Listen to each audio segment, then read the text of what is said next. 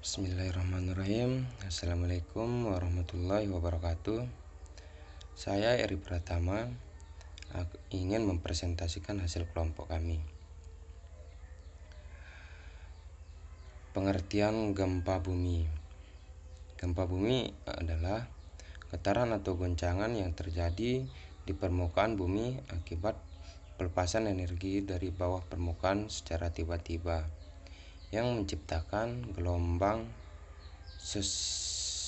seismik. Gempa bumi bisa disebabkan oleh pergerakan kerak bumi atau lempung bumi. Selain itu, gempa bumi juga bisa disebabkan oleh letusan gunung api.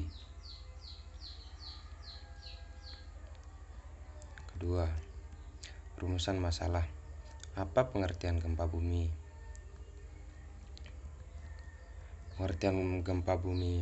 Gempa bumi adalah pergerakan lempeng bumi yang terjadi secara tiba-tiba yang diakibatkan oleh beberapa hal seperti pergeseran lempeng tektonik, aktivitas vulkanik.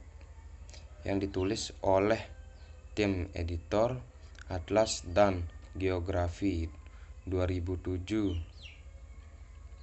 Bumi terdiri dari beberapa lempeng yang bergerak sepanjang waktu. Pergerakan lempeng bumi yang terjadi secara tiba-tiba yang dapat menyebabkan terjadinya gempa bumi. Penyebab terjadinya gempa bumi. Penyebab terjadinya gempa bumi dapat dikelompokkan menjadi 3 macam, yaitu gempa tektonik berupa tumbukan, geseran lempeng bumi, gempa vulkanik, serta gempa longsor runtuhan. Baiklah, selanjutnya akan dilanjutkan oleh teman saya. Bismillahirrahmanirrahim. Saya yang Pratamur. Saya akan melanjutkan presentasi dari teman saya Eri Pratama. Gempa vulkanik. Gempa vulkanik dikenal sebagai gempa gunung api yang terjadi akibat adanya tekanan magma dalam tubuh gunung api. Gempa ini dapat terjadi saat sebelum atau sesudah terjadinya letusan. Kekuatan gempa vulkanik memang umumnya rendah, tetapi dapat memicu terjadinya bencana tanah longsor. 3. Gempa runtuhan atau longsoran. Gempa runtuhan atau longsoran terjadi akibat runtuhan atau tanah longsor yang bervolume besar. Kekuatan gempa runtuhan longsoran umumnya kecil dan hanya dapat dirasakan di sekitar lokasi kejadian. Kriteria dasar perencanaan. Pada tahap awal dari perencanaan, struktur bangunan gedung tahan gempa, konfigurasi dari denah bangunan, material struktur dan bentuk atau sistem struktur harus ditentukan terlebih dahulu. Pemilihan ini akan mempengaruhi tahap selanjutnya dari prosedur perencanaan struktur bangunan tahan gempa. Material untuk struktur bangunan mempunyai sifat atau karakteristik yang berlainan dalam menerima pengaruh beban gempa yang bersifat dinamik. Oleh karena itu, material dari struktur harus dipilih sedemikian rupa sehingga didapatkan sistem struktur yang ekonomis dan cukup aman terhadap pengaruh bebanan yang bekerja selama umur rencananya. Material struktur. Dari sudut pandang rekayasa sipil terhadap perencanaan struktur bangunan tahan gempa, beberapa kriteria atau persyaratan yang harus dipunyai oleh material dari struktur agar mampu untuk menahan pengaruh beban gempa. Pertama,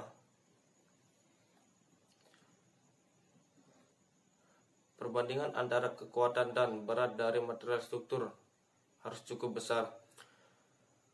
Kedua, material struktur harus mempunyai kemampuan untuk berdeformasi. Ketiga, material struktur harus mempunyai kemampuan untuk berdeformasi bersifat detail. Keempat, sifat degradasi kekuatan dan degradasi kekakuan dari material struktur harus cukup rendah. Jenis struktur. Pertama, struktur baja. Struktur baja sangat sesuai digunakan untuk bangunan bertingkat tinggi karena material baja mempunyai kekuatan serta tingkat duktilitas yang tinggi dibandingkan dengan material-material struktur lainnya. Yang kedua, struktur komposit. Struktur komposit merupakan struktur gabungan yang terdiri dari dua jenis material atau lebih. Yang ketiga, struktur beton bertulang. Struktur beton bertulang banyak digunakan untuk struktur bangunan tingkat rendah, tingkat menengah sampai bangunan tingkat tinggi. Struktur beton bertulang merupakan struktur yang paling banyak digunakan atau dibangun orang dibandingkan dengan jenis struktur yang lainnya. Keempat, struktur kayu. Struktur kayu merupakan struktur dengan kekuatan yang cukup baik terhadap pengaruh gempa dan mempunyai harga yang ekonomis. Struktur kayu merupakan struktur yang ringan dan mampu menyerap banyak energi gempa sebelum runtuh. 5.